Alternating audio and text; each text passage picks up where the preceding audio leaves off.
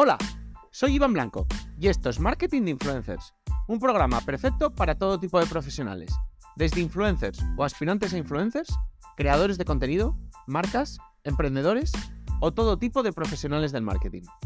Aquí desterraremos mitos y prejuicios que existen contra este sector. Explicaremos cómo llevar estrategias de marketing de calidad trabajando con ellos, hablaremos de temas de actualidad y, por supuesto, os ayudaremos a alcanzar el objetivo de ser influencers. No os olvidéis suscribiros en cualquier plataforma de podcasting para estar atentos a nuevos episodios y dejar 5 estrellas si me escucháis desde Spotify.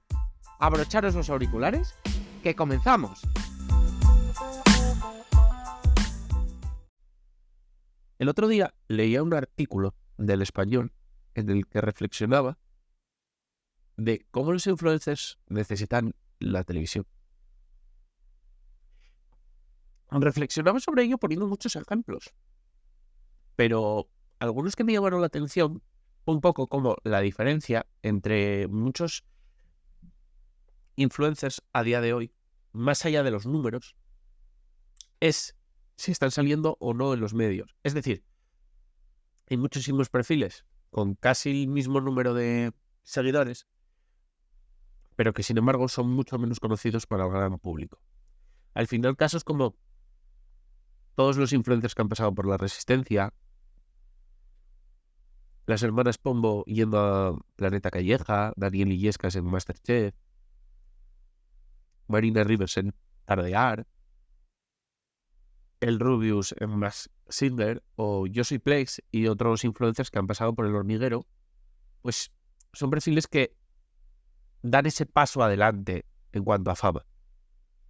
Porque pese a que se diga que la televisión ya no la ven los jóvenes, pese a que se diga que la televisión ya no la ve nadie, al final la televisión sigue teniendo buenos números en cuanto a diferentes contenidos. Es decir, por ejemplo, Cuéntame cómo pasó, arrasó entre el público joven y la última temporada tuvo unos números altísimos.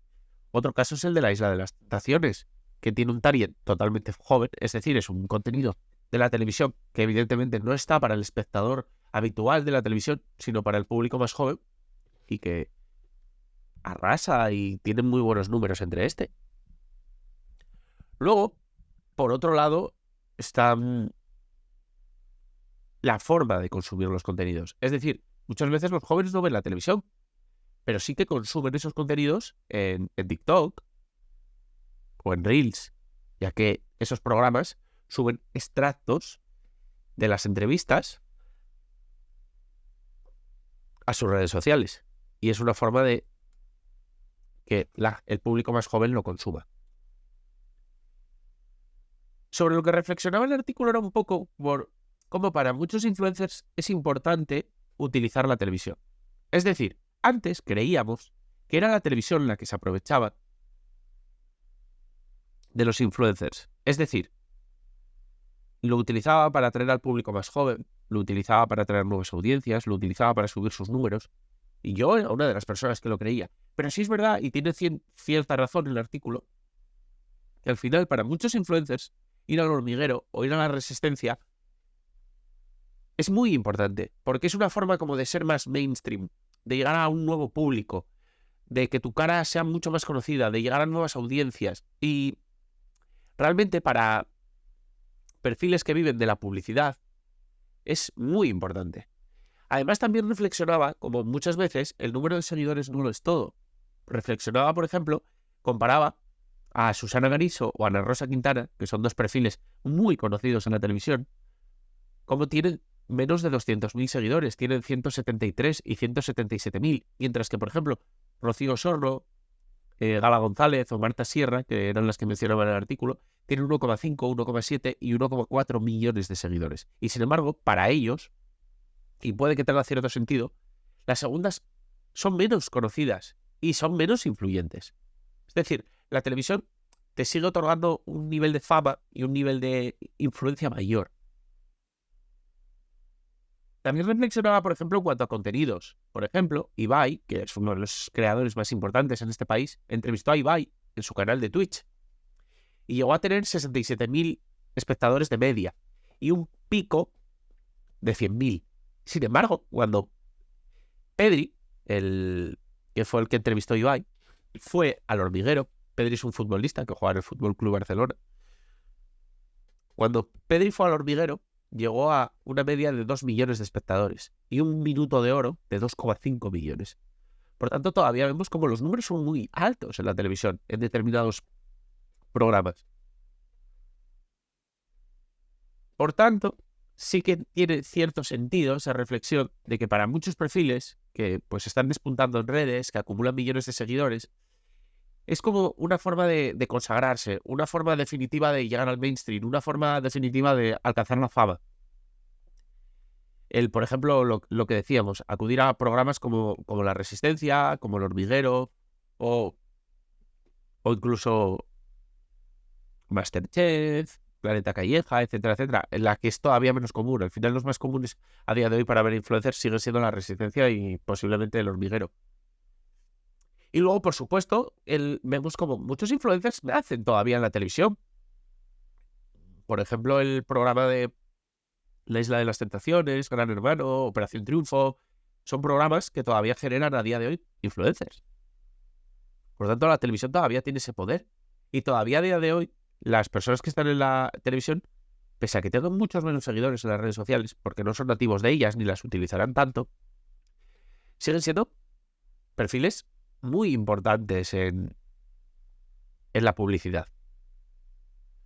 Así que sí que vemos que tiene cierto sentido y que son dos formatos que al final siempre lo he dicho, tienen que convivir. La televisión y los influencers tienen que convivir. Muchas veces parece que están enfrentados, pero al final un influencer no tiene por qué darle la espalda a la televisión. No sería inteligente por su parte. Ni por supuesto la televisión ha de darle la espalda a los influencers, ya que ese lenguaje, esa frescura, aportan mucho en el formato. Y lo estamos viendo, por ejemplo, en Operación Triunfo, en el Benidorm Fest. Son programas muy de la televisión que han incorporado a influencers. Y bueno, pues las marcas están muy interesadas en ese tipo de formatos. Por tanto, estar cercano a las marcas en ese tipo de formatos te va a abrir muchas puertas. Y al final los influencers, repetimos, y eso es que es así. O sea, importan los seguidores, pero al final muchas veces hay poca diferencia entre dos perfiles de 2 millones, pero uno lo sentimos como muchísimo más famoso que otro. Y es muchas veces por eso, porque ha aparecido más en la televisión, en la prensa, en el mainstream. Y pese a que tenga los mismos seguidores que el otro, nos resulta más conocido. Porque es como esa forma que tiene la televisión o la prensa de digamos, consolidar un perfil. Consolidar un perfil y, bueno, pues convertirlo en de aspirante a famoso, digamos, a famoso consagrado. Así que me ha parecido bastante interesante. Mira que normalmente en prensa se le suele golpear más que otra cosa a los influencers y se ven pocos artículos en los que, bueno, la reflexión está interesante, pero en este caso, este artículo del Español me ha parecido muy interesante y quería traerlo. Así que sí, es cierto lo que decía. Los influencers necesitan a veces a la televisión. Es real. Es una cosa que no había pensado, que no había reflexionado en ella, que creía que no era así, pero realmente sí tiene ese sentido. Y bueno, pues también a ellos les toca, cuando aparecen en la televisión, estar a la altura, ya que muchos han decepcionado en sus intervenciones y, bueno, dañan al sector. Por tanto, es importante que sus equipos y ellos mismos estén asesorados y mentalizados de que es muy importante hacer un buen papel en la televisión, porque todo el sector está pendiente de ello. Y bueno, hay algunos casos que no han salido tan bien, digamos.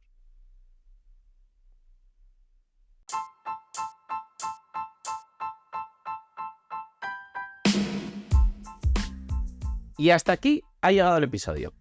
Compártelo si crees que puede resultarle útil a alguien. Me ayudarás mucho y espero que también a la otra persona. Si quieres contactar conmigo, ya sea para cualquier asunto relacionado con el capítulo de hoy o cualquier otra cosa, puedes hacerlo por mail, hola@marketinginfluencers.com, o en el contacto de mi web. Y además, si quieres contratar mis servicios, ya seas influencer o negocio, leer los artículos del blog o suscribirte a la newsletter con extras y contenido exclusivo, pásate por la web marketinginfluencers.com. Tienes todos los enlaces en el texto del episodio, junto con mis redes sociales y las del proyecto. Nos vemos en el próximo episodio. Ya sabéis, todos los días a las 8 de la mañana, de lunes a viernes. Nada más. ¡Adiós!